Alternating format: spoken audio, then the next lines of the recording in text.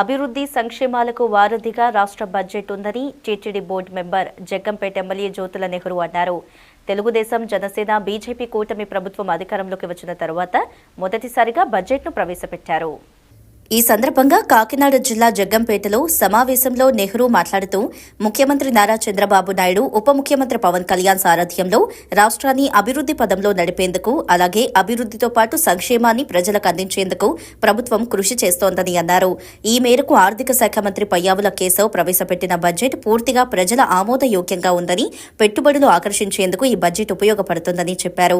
గత జగన్ ప్రభుత్వం రాష్ట్రాన్ని అప్పుల ఊబిలో ముంచిందని, వైసీపీ ప్రభుత్వ చేతగాని పాలనలో రాష్ట్రాన్ని నాశనం చేశారని అన్నారు.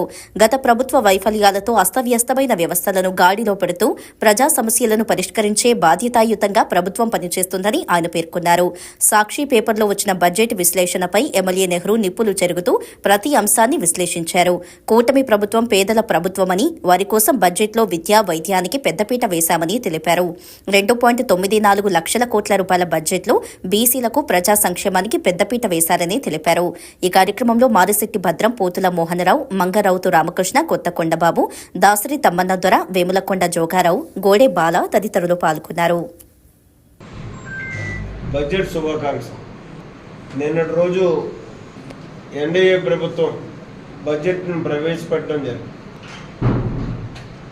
అయితే ఆ బడ్జెట్ ప్రవేశపెట్టినటువంటి విధానం కానీ, బడ్జెట్ యొక్క కూర్పు కానీ చూసినట్టయితే గతంలో ఇప్పుడు కూడా ఇంత ప్రజలకు అనువైనటువంటి బడ్జెట్, అందుబాటులోకి వచ్చేటటువంటి బడ్జెట్ ఇదే అని మాత్రం సగర్వంగా చెప్పుకోవాలి. అన్ని వర్గాలకే కూడా ఒక పక్క పూర్తి స్థాయి సంక్షేమాన్ని అందించడానికి, రెండో పక్క అభివృద్ధిని కొనసాగించుకుంటూ ముందుకు వెళ్ళడానికి, మూడో పక్క ఒక నమ్మకంతో సంపదను సృష్టించుకోవడానికి, అంటే పెట్టుబడులను ఆకర్షించడానికి ఈ బడ్జెట్ అంత సమర్థవంతంగా రూపొందించినటువంటి పరిస్థితి.